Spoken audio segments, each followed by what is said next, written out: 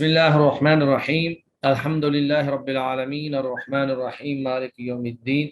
हमारे इस लेक्चर के अंदर एक तो उसूल तफसीर और एक उसूल हदीस, दो चीज़ें थी। तो उसूल तफसीर हमने अल्हम्दुलिल्लाह मिड टर्म से पहले ही कंप्लीट कर लिया था। तो अब हम उसूल हदीस के बारे में इंशाल्लाह पढ़ेंगे। उसूल तफसीर में जैसा कि आपने पढ़ा कि वो उसूल जो सही तफसीर के लिए ज़रूरी हैं या जिन चीज़ों को तफसीर के अंदर मलहूज़ ख़ातिर रखा जा सकता है या रखना चाहिए या तफसीर का दुरुस्त तरीका क्या है, वो सारी चीज़ें जो है उसूल तफसीर के अंदर हमने पढ़ी। उसूल हदीस में दरअसल ये है कि कई दफ़ा आप पढ़ते हैं जी ये हदीस ज़ईफ़ है, ये हदीस सही है। तो ये हदीस सही हो या हदीस ज़ईफ़ हो, ये उसके ऊपर जो हुक्म लगाया जाता है वो किस बुनियाद पर लगाया जाता है। तो किसी भी हदीस पर जो हुक्म है वो दो उलूम को सामने रख कर लगाया जाता है। एक उसूल हदीस, इल्म उसूल हदीस, और दूसरा जो है इल्म जरा व तादील। उसूल हदीस में ये बताया जाता है कि रावी अगर इस तरह का हो या इस तरह का हो या इस तरह का हो तो उसकी रिवायत जो है वो काबिल कबूल होती है, और अगर ऐसा ऐसा हो तो उसकी रिवायत जो है वो काबिल कबूल नहीं होती है। और इल्म जरह व तादील के अंदर रावियों के बारे में बताया गया है, यानी उनके हालात ज़िंदगी बयान किए हुए हैं कि ये रावी ऐसा था ऐसा था ऐसा था। यानी इल्म जरा व तादील में के रावियों के हालात बयान कर दिए हैं, और इल्म उसूल हदीस में हमने उन हालात को सामने रख कर फैसला करना होता है कि इस रावी की जो हदीस है वो किस दर्जे की है। तो इल्म जरा व तादील जो है ये एक बहुत बड़ा इल्म है, और ये सिर्फ मुसलमानों का ही तुर्रा इम्तियाज़ है। किसी दूसरे मज़हब के अंदर इल्म जरा व तादील मौजूद नहीं। मुसलमानों का तुर्रा इम्तियाज़ और अजीम शान इल्म इसलिए है कि इसके अंदर तकरीबन 6 लाख रावियों के हालात जो हैं वो कलम बंद किए गए हैं। लेकिन इस किताब के अंदर हम इल्म जरा व तादील नहीं पढ़ेंगे। इस किताब के अंदर हम सिर्फ मुस्तलाहुल अहादीस यानी उसूल हदीस, हदीस के जो उसूल हैं वो हम पढ़ेंगे इंशाअल्लाह। तो आज हम देखेंगे कि उसूल हदीस का आगाज़ कैसे हुआ, उसकी तदवीन कैसे हुई, कौन कौन सी किताबें जो हैं मारूफ किताबें इस पर लिखी गई। वैसे तो बेशुमार किताबें हैं, लेकिन चंद एक मारूफ किताबों का मुख्तसर सा खुलासा जो है, तारुफ जो है, वो भी साथ साथ हम बयान करेंगे इंशाअल्लाह। तो इस वक्त जो हम किताब सामने रख कर इस इल्म को पढ़ रहे हैं, ये किताब है तैसीर मुस्तलाहिल हदीस। तैसीर मुस्तलाहिल हदीस यानी आसान तरीन उसूल हदीस। ये डॉक्टर महमूद अत्तहान की ये अरबी ज़ुबान के अंदर उन्होंने किताब तैयार की थी, लेकिन मौलाना अब्दुल रशीद तौसवी साहब जो जामिया बैतुल अतीक के अंदर शेखुल हदीस हैं, उन्होंने तर्जमा किया है, और मौलाना इसहाक भट्टी साहब ने इसकी नजर सानी फरमाई है। तो ये किताब जो है उर्दू बाज़ार से मकतबा कुद्दूसिया से छपी हुई है, और भी कई एक मकतबे जो हैं उन्होंने ये किताब शाया की हुई है और आसानी से मिल जाती है। हमारे पास भी किताबुस्सुन्नत.com जो वेबसाइट है उसके ऊपर इसकी PDF मौजूद है, और यही PDF मैं इस वक्त आपके सामने खोल कर आपको इससे पढ़ा रहा हूँ। ये PDF इंशाल्लाह मैं आपको क्लास के बाद जो है शेयर कर दूंगा, ग्रुप के अंदर शेयर कर दूंगा। आप लोग इसकी PDF जो है वो भी अपने पास कर लें, और कोशिश करें कि ये किताब जो है ख़रीद लें। और ख़रीदने का तरीका वही है, वो जो 7 महीने पहले जिन अहबाब का नंबर एक दफ़ा शेयर किया था ऑनलाइन किताबें मंगवाने का, उनसे आप ये किताब मंगवा सकते हैं।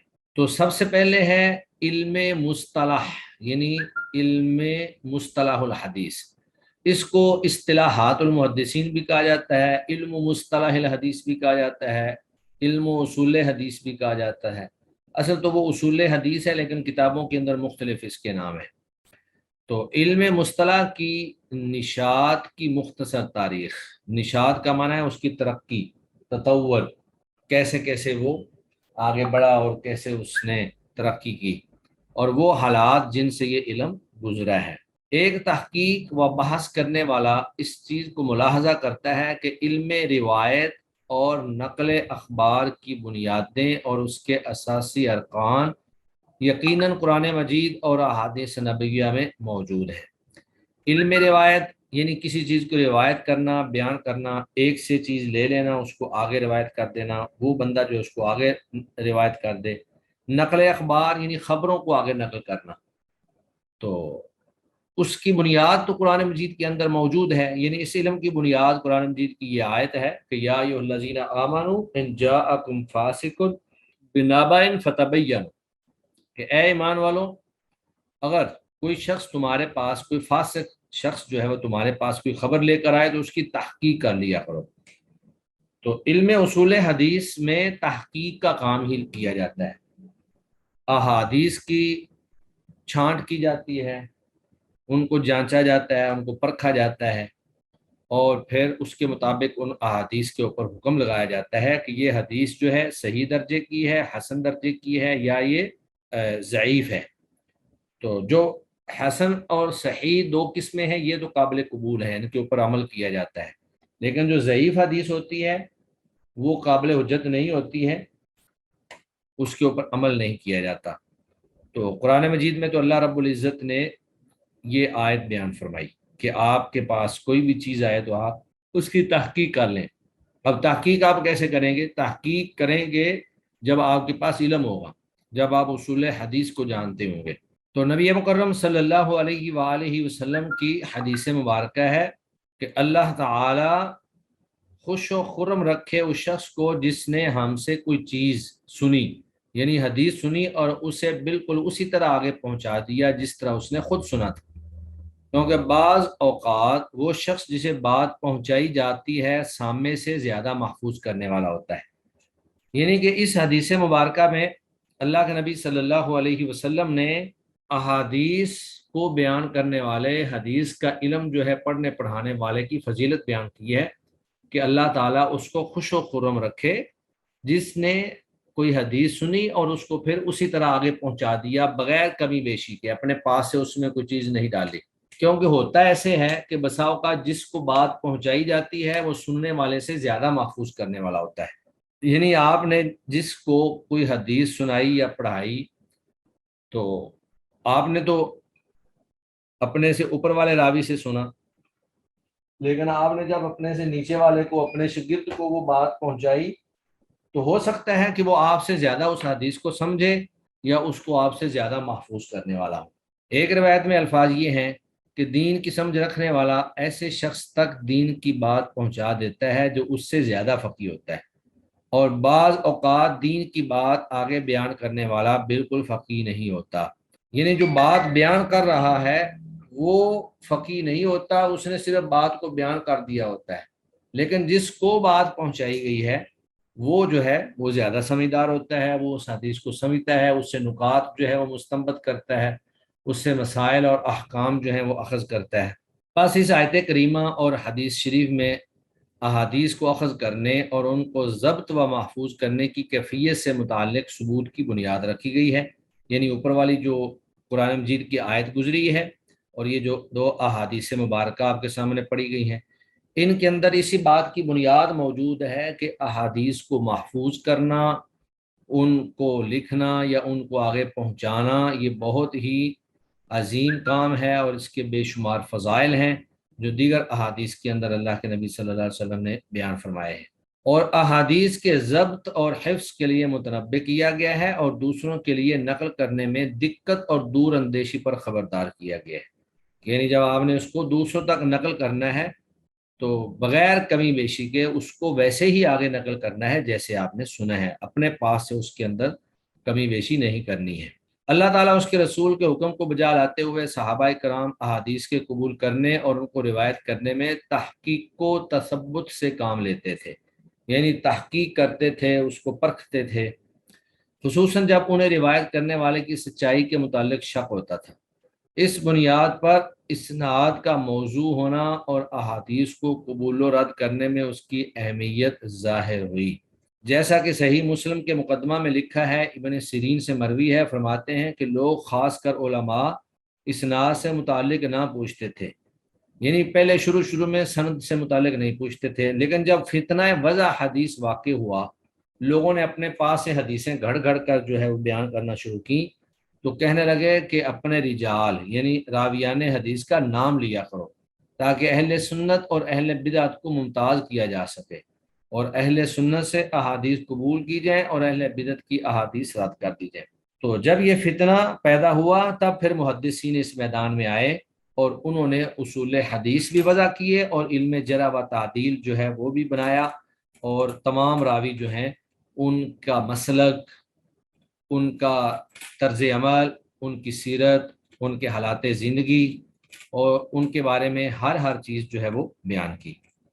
اس بنیاد پر کہ سند کی پہچان کے بغیر کوئی حدیث قبول نہیں کی جا سکتی، جرح و تعدیل کا علم جو ہے وہ منظر عام پر آیا۔ یعنی جب سند آ گئی تو سند میں چونکہ راوی ہوتے ہیں، تو سند جو ہے وہ کوئی الگ سے چیز کا نام نہیں ہے، سند راویوں کی ایک لڑی کا نام ہوتا ہے، ایک تسلسل کا نام ہوتا ہے کہ فلاں نے فلاں سے، اس نے فلاں سے، اس نے فلاں سے، اور اس نے پھر فلاں صحابی سے، اور اس نے آگے اللہ کے نبی سے۔ تو جتنے راوی ہیں ان سب کے حالات کو جاننے کے لیے جرح و تعدیل کا علم جو ہے وہ منظر عام پر آیا۔ راویوں پر کلام کرنا ظاہر ہوا اور سندوں میں سے متصل اور منقطع کی پہچان ہوئی۔ یعنی راویوں پر کلام، ان کی اوپر گفتگو جو ہے یہ علم سامنے آیا، اور پھر سندوں میں سے بعض سندیں ایسی ہیں جو متصل ہیں، یعنی اس میں انقطاع نہیں ہے، کوئی راوی درمیان سے غائب نہیں ہے، اور بعض سندیں ہیں وہ منقطع ہیں، ان کی درمیان سے، شروع سے یا آخر سے یا درمیان سے کوئی نہ کوئی راوی جو ہے وہ غائب ہو جاتا ہے۔ وہ غائب اس طرح ہوتا ہے کہ مثلا ایک شخص اپنے استاد سے بیان کرنے کی بجائے استاد کے استاد کا نام لے کہ میں نے اپنے استاد کے استاد سے سنا ہے، لیکن اس نے سنا نہ ہو، تو وہ درمیان میں انقطاع آ گیا کہ اس نے کیسے اس سے بیان کیا ہے، جبکہ اس کی نہ اس سے ملاقات ہے اور نہ ہی یہ اس کو ملا ہے۔ اور مخفی علتوں کی معرفت ظاہر ہوئی۔ مخفی علتیں یعنی خفیہ اسباب، بہت سارے اسناد کے اندر ایسے خفیہ اسباب ہیں جو کہ عام بندے کو معلوم نہیں ہوتے، صرف جو علماء ہیں یا ماہرین فن ہیں صرف وہی پہچان سکتے ہیں کہ اس سند کے اندر یہ علت موجود ہے، اس سند کے اندر یہ علت موجود ہے، یعنی یہ اس کے اندر سقم موجود ہے۔ اور قلیل طور پر بعض راویوں میں کلام کا پتہ چلا، کیونکہ شروع میں مجروح راوی بہت کم تھے۔ پھر علماء نے اس مجروح کا معنی ہے جس کے اوپر جرح کی جائے، جس کے اوپر تنقید کی جائے۔ یہ عدالتوں میں بھی آپ جانتے ہوں گے، وہ کہتے ہیں جی گواہوں کے اوپر جرح کرنا، وکیل جو ہے وہ جرح کرتے ہیں، یعنی اس کو نکھارتے ہیں، اس کے اوپر تنقید کرتے ہیں تاکہ اس کا سچ اور جھوٹ جو ہے وہ کھل کر سامنے آ جائے۔ تو محدثین جو ہیں انہوں نے بھی یہی کام کیا۔ پھر علماء نے اس فن میں وسعت پیدا کی، یہاں تک کہ حدیث سے متعلق بہت سے علوم میں بحث منظر عام پر آئی، جیسے حدیث کو ضبط و محفوظ کرنے کا پہلو ہے اور اس کو اخذ کرنے اور دوسروں تک پہنچانے کی کیفیت ہے۔ ناسخ و منسوخ کی پہچان ہوئی۔ حدیثوں میں کئی احادیث ابھی تک ایسی موجود ہیں جو منسوخ ہو چکی ہیں لیکن وہ نقل ہو رہی ہیں بہرحال، لیکن علماء نے ان کو الگ الگ کتابوں کے اندر واضح کر دیا ہے کہ یہ وہ احادیث ہیں جو منسوخ ہو چکی ہیں۔ حدیث غریب وغیرہ کی پہچان ہوئی۔ یہ ساری چونکہ اصطلاحاتی چیزیں ہیں، انشاءاللہ آگے چل کر ہم یہ ساری پڑھیں گے، مگر اس چیز کو علماء آپس میں زبانی و شفوی طور پر نقل و روایت کیا کرتے تھے۔ یعنی شروع میں جب یہ اس علم کا آغاز ہوا تو علماء یہ ساری چیزیں زبانی طور پر جو ہے ایک دوسرے سے نقل کرتے اور اس کو آگے روایت کر دیتے۔ پھر حالات نے رخ موڑا اور یہ علوم لکھے جانے لگے۔ تو سارے علوم کا ہی تقریباً یہی حال ہے کہ پہلے یہ تمام علوم سینہ در سینہ شفوی طور پر ایک دوسرے سے پڑھے جاتے تھے، تلامذہ جو ہیں وہ اپنے اساتذہ سے پڑھتے تھے اور پھر پڑھنے کے بعد اس کو آگے پڑھاتے تھے، اور پھر وقت کے ساتھ ساتھ ان علوم کو لکھا جانے لگا وقت کے ساتھ ساتھ، اور حوالہ کرتاس ہوئے، مگر یہ فن دوسرے علوم کے ساتھ خلط ملط مختلف کتابوں میں اور مختلف جگہوں پر لکھا گیا، جیسے علم اصول کے ساتھ اور علم فقہ و حدیث کے ساتھ، جیسے کہ امام شافعی رحمہ اللہ کی کتاب الام اور دوسری کتاب الرسالہ ہے۔ یعنی اصول حدیث جو ہے یہ ابتدا میں علم فقہ یا علم اصول یا مختلف علوم کے ساتھ مل جل کر جو ہے کتابوں کے اندر موجود تھا، الگ سے یہ علم موجود نہیں تھا۔ آخر جب علوم پختہ ہوئے اور اصطلاحات مقرر اور ثابت ہو گئیں، ہر علم کی اصطلاحات الگ الگ مقرر ہو گئیں، اور ہر فن اپنے غیر سے، اپنے علاوہ سے جدا ہو کر مستقل شکل اختیار کر گیا، اور یہ سب کچھ 4 صدی ہجری میں ہوا، یعنی علماء نے علم مصطلح کو الگ مستقل کتاب میں لکھا، تو سب سے پہلے جس عالم نے اس علم کو کتابی شکل دی وہ قاضی ابو محمد الحسن بن عبد الرحمن بن خلاد رام ہرمزی متوفہ 360 ہجری ہیں۔ یعنی انہوں نے، قاضی رام ہرمزی نے، عبد الرحمن رام ہرمزی نے علم مصطلح پر، اصول حدیث پر سب سے پہلی کتاب لکھی، اور اس کا نام تھا، جنہوں نے اپنے اس فن کی کتاب، اس کا نام تھا المحدث الفاصل بین الراوی والواعی، المحدث الفاصل بین الراوی والواعی۔ ترجمہ اس کا یہ ہے کہ وہ محدث جو کہ روایت کرنے والے اور روایت کو محفوظ کرنے والے کے درمیان فرق کرنے والا ہے۔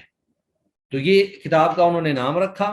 اس کتاب میں اس کے قواعد بیان کیے، اور اس علم کے یہ عمدہ مصادر میں شمار ہوتی ہے، یعنی یہ کتاب جو ہے اس علم کے اعلیٰ ترین مصادر میں سے، بلکہ آپ کہہ لیں کہ پہلی کتاب یہی ہے۔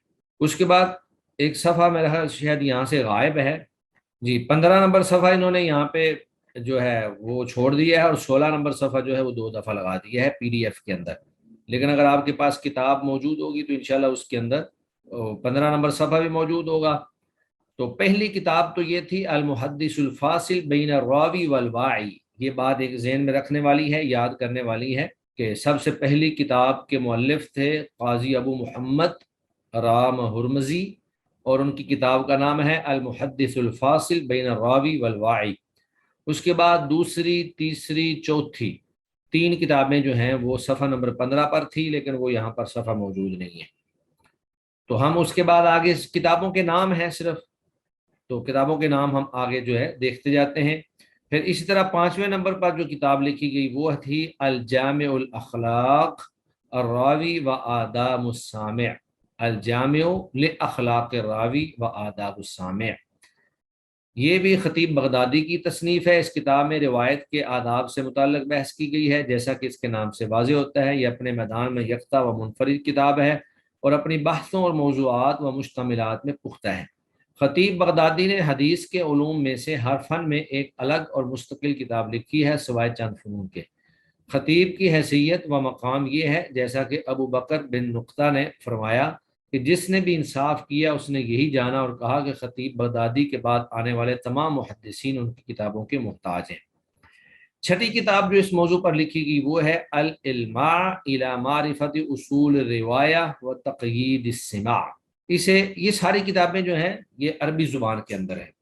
اسے قاضی ایاز بن موسیٰ یحسبی نے تصنیف کیا۔ اس کتاب میں مصطلح کی مکمل اور تمام بحثیں شامل نہیں، بلکہ یہ تحمل و ادا کی کیفیت اور اس کی فروعات سے متعلقات پر مقصور و محصور ہے، لیکن اس کے باوجود نظم و نسق اور ترتیب کے اعتبار سے اپنے فن کی بہت عمدہ کتاب ہے۔ 7ویں کتاب جو اس موضوع پر لکھی گئی وہ تھی ما لا یسع المحدث جہلہ، ما لا یسع المحدث جہلہ۔ تو اس کتاب کے مصنف ابو حفص عمر بن عبد المجید میانجی متوفہ 580 ہجری۔ یہ ایک چھوٹا اور مختصر جز ہے جس میں کوئی بڑا فائدہ پنہاں نہیں ہے، یعنی چھوٹا سا کتابچہ ہے، کوئی زیادہ خاص نہیں ہے۔ اور اس کے بعد جو 8ویں کتاب اس موضوع پر لکھی گئی وہ تھی علوم الحدیث۔ یہ ابو عمر عثمان بن عبد الرحمن شہر زوری المعروف بابن الصلاح، حافظ ابن صلاح کے نام سے، متوفہ 643 ہجری نے تصنیف کی۔ ان کی یہ کتاب لوگوں کے ہاں مقدمہ ابن الصلاح کے نام سے مشہور ہے۔ فن اصول حدیث میں سب سے عمدہ کتاب ہے۔ اس کے مؤلف نے اس میں خطیب بغدادی اور دوسرے متقدمین وغیرہ کی کتابوں سے متفرق و منتشر مواد جمع کر دیا۔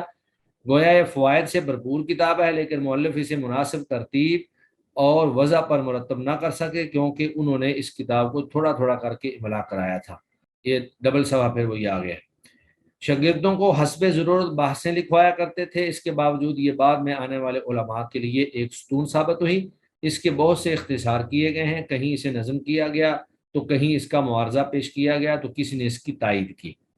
9वीं किताब इस मौजू पर जो लिखी गई वो है अत-तक़रीब व तयसीर लिमारिफती सुनन अल-बशीर व नज़ीर। इसे तसनीफ करने वाले इमाम मुहियुद्दीन याह्या बिन शरफ अन-नववी, इमाम नववी रहमहुल्लाह।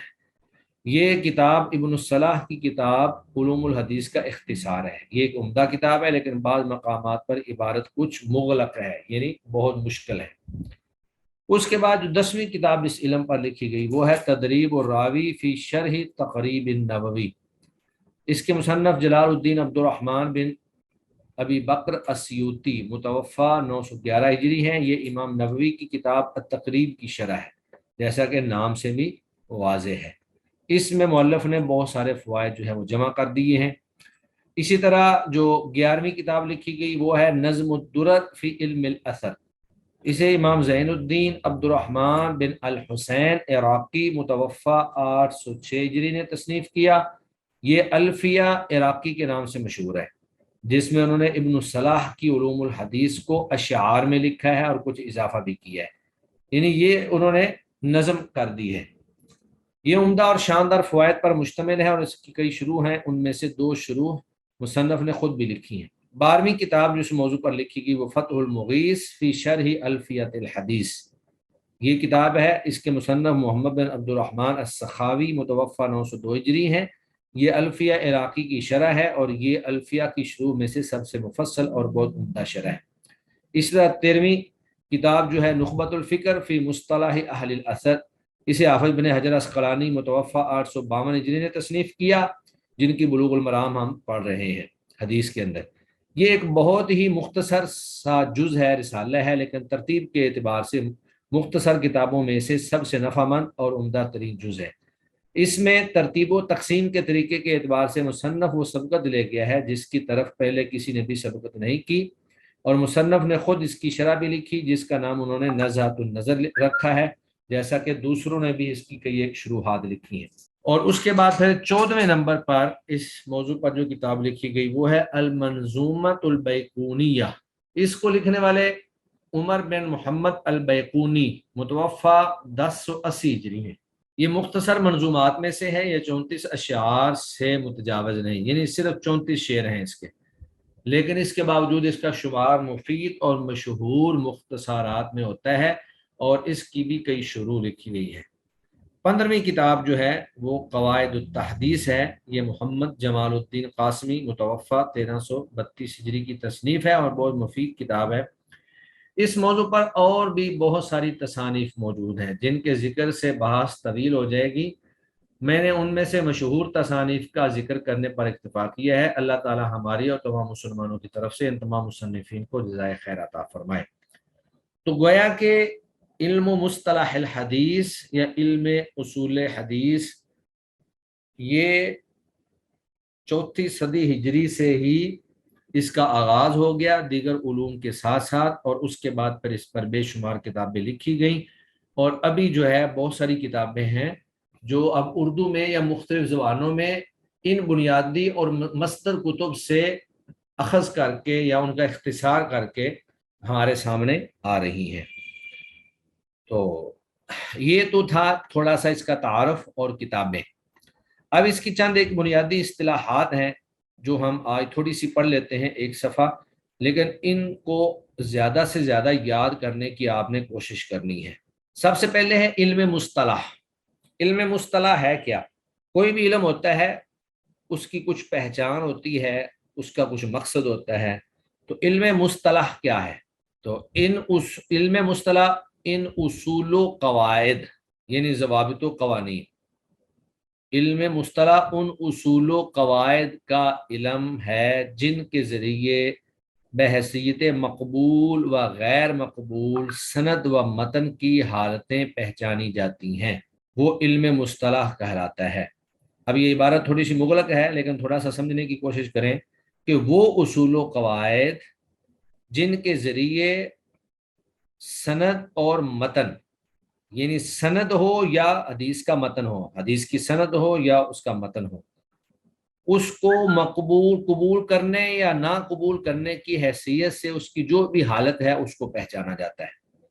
تو گویا کہ آپ اس کو مختصر الفاظ میں یہ کہہ سکتے ہیں کہ وہ اصول و ضوابط جن کے ذریعے کسی بھی حدیث کے متن کو یا کسی بھی حدیث کی سند کو قبول کرنے یا نہ قبول کرنے کا علم ہوتا ہے کہ یہ حدیث جو ہے اس کو قبول کیا جائے گا یا نہیں کیا جائے گا، اس کی سند کو قبول کیا جائے گا یا نہیں کیا جائے گا۔ آگے ہے اس کا موضوع پھر وہی بحیثیت مقبول اور غیر مقبول سند اور متن اس کا موضوع ہے، یعنی مقبول اور غیر مقبول کے اعتبار سے سند، حدیث کی سند اور متن جو ہے یہ اس کا موضوع ہے۔ بسا اوقات سند کے اندر کوئی ایسی خرابی آ جاتی ہے جس کی وجہ سے حدیث جو ہے وہ موضوع بن جاتی ہے، یعنی ضعیف ہو جاتی ہے، اور بسا اوقات سند تو صحیح ہوتی ہے لیکن اس کا جو متن ہے اس کے اندر ایسا موضوع آ جاتا ہے جو صحیح، اپنے سے زیادہ صحیح احادیث کے خلاف ہوتا ہے اور پھر اس کے اوپر عمل نہیں کیا جا سکتا۔ اس کے بعد نمبر 3، اس کا نتیجہ اور اس کا فائدہ کیا ہے؟ صحیح اور ضعیف میں فرق واضح ہوتا ہے، یعنی اس علم کا یہ فائدہ ہے، اس کا نتیجہ یہ ہے کہ صحیح حدیث اور ضعیف حدیث میں فرق جو ہے وہ ہو جاتا ہے، یا صحیح اور ضعیف احادیث میں امتیاز کرنے کا طریقہ سامنے آ جاتا ہے۔ نمبر 4، حدیث کس کو کہتے ہیں؟ اب ایک لفظ ہوتا ہے حدیث، ایک لفظ ہوتا ہے خبر، اور ایک لفظ ہوتا ہے اثر۔ تو ان تینوں کے الگ الگ معنی جو ہیں وہ یہاں پر بیان ہوتے ہیں۔ کئی جگہ پر پڑھتے ہیں جی آثار یا اخبار یا احادیث۔ تو حدیث کا لغوی معنی یہ ہے جدید اور نئی چیز، کسی بھی نئی اور جدید چیز کو حدیث آپ کہہ سکتے ہیں۔ اس کی جمع احادیث آتی ہے، خلاف قیاس آتی ہے، یعنی حدیث کی جمع احادیث آتی ہے۔ تو یہ کوئی اصول نہیں ہے کہ اس کی جمع احادیث ہی آئے، بغیر اصول کے احادیث، یعنی انہوں نے گرامر نحو کا مسئلہ بیان کیا ہے کہ حدیث کی جمع احادیث جو ہے وہ بغیر کسی اصول کے آتی ہے۔ اب یہ ہے اس کی اصطلاحی تعریف۔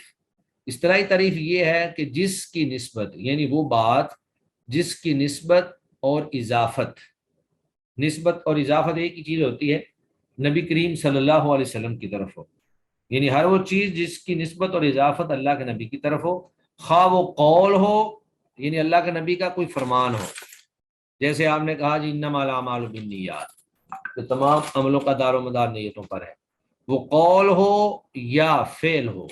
فعل میں یہ ہوتا ہے کہ آپ صلی اللہ علیہ وسلم نے زبان سے تو کوئی لفظ نہیں کہا لیکن آپ نے عمل کر کے دکھایا، جیسے نماز کا پورا طریقہ اللہ کے نبی نے نماز پڑھ کر دکھائی صحابہ کو، اسی طرح حج کا پورا طریقہ اللہ کے نبی نے حج جو ہے وہ صحابہ کو ساتھ ملا کر پورا حج جو ہے وہ دکھایا صحابہ کو۔ اس طرح آگے لفظ ہے سکوت و تقریر۔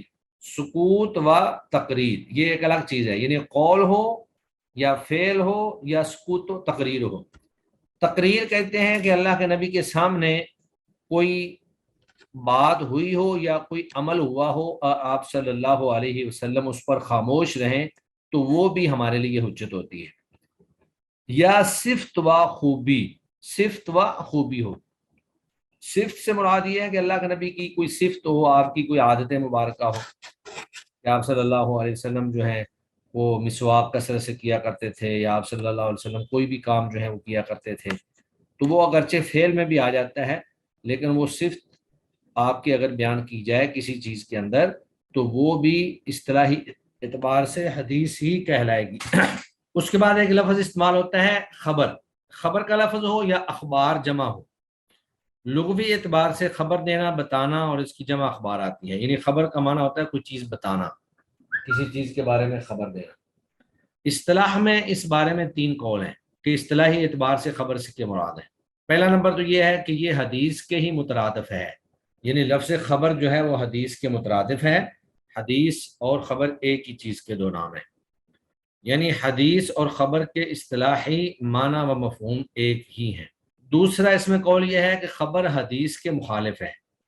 حدیث وہ ہے جو نبی کریم صلی اللہ علیہ وسلم سے منقول ہو کر آئے، اور خبر وہ ہے جو غیر سے منقول ہو کر آئے، یعنی خبر وہ ہے جو اللہ کے نبی کے علاوہ کسی سے منقول ہو، اور حدیث وہ ہوگی جو آپ صلی اللہ علیہ وسلم سے منقول ہو۔ اور تیسرا اس میں قول یہ ہے کہ خبر جو ہے حدیث سے عام ہے، یعنی حدیث وہ ہے جو اللہ کے نبی سے منقول ہے، اور خبر وہ ہے جو آپ سے منقول ہو یا آپ کے علاوہ کسی اور سے منقول ہو، تو دونوں طرح کی چیزیں جو ہیں وہ اس میں آ سکتی ہیں۔ اور تیسرا لفظ استعمال ہوتا ہے اثر۔ لغوی اعتبار سے اثر کا معنی ہوتا ہے باقی ماندہ شے یا کسی شے کا باقی رہ جانے والا نشان، لیکن اصطلاح میں اس کے بھی دو معنی ہیں، دو قول ہیں اس میں۔ پہلا قول تو یہ ہے کہ اثر بھی حدیث کے ہم معنی اور مترادف ہے، یعنی دونوں کے اصطلاحی معنی و مفہوم ایک ہی ہیں۔ اور دوسرا یہ ہے کہ حدیث کے مخالف ہے، یعنی اثر وہ قول یا فعل ہے جو صحابہ یا تابعین کی طرف منسوب ہو اور ان کی طرف مضاف ہو۔ تو بنیادی طور پر یہ تین الفاظ جو ہیں آج ہم نے پڑھے ہیں، بلکہ بنیادی اصطلاحات میں پہلے نمبر پر علم مصطلح کی تعریف، علم مصطلح کا موضوع، علم مصطلح کا فائدہ، اور اس کے بعد پھر حدیث، خبر اور اثر، ان تینوں کا معنی اور مفہوم، اور اس سے پہلے پھر اس علم پر لکھی جانے والی چند کتابیں۔ چونکہ یہ سارے اصول ہیں، جس طرح گرامر اور نحو اور صرف کے اصول ہوتے ہیں، تو ان میں آپ نے کوشش کرنی ہے کہ ان کو اچھی طرح سے ریوائز کر کے یاد کر کے آپ نے آنا ہے۔ انشاءاللہ اب میں اس کو جو ہے کچھ نہ کچھ سنا بھی کروں گا۔ چلیں جی، سبحانک اللہم و بحمدک، اشہد ان لا الہ الا انت، استغفرک و اتوب الیک۔ السلام علیکم ورحمۃ اللہ وبرکاتہ۔